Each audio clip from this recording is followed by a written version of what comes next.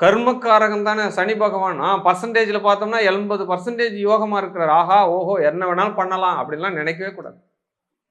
ஒரு பெயர்ச்சியிலும் சனி பகவான் உங்களை படம் போட்டு எடுத்து கொண்டிருப்பார் என்பதே நிதர்சனமான உண்மை. ஆமா, அதுவும் 10ஆம் இடத்துக்கு வராரு. நீ என்னென்ன கர்மம் செய்யறியோ எல்லாம் ஏட்டளவில் எழுதிக்குவார்.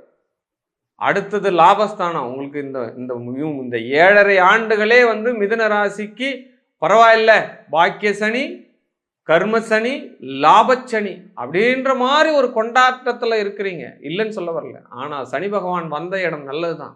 தொழில் மாற்றம் உருப்படும். தொழில் ஒரு இடத்துல இருந்து இன்னொரு இடத்த பயணம் பண்ணும். நிறைய வாடிக்கையாளர்கள், பழைய கஸ்டமர் எல்லாம் போவாங்க, புது புது கஸ்டமர் எல்லாம் வருவாங்க.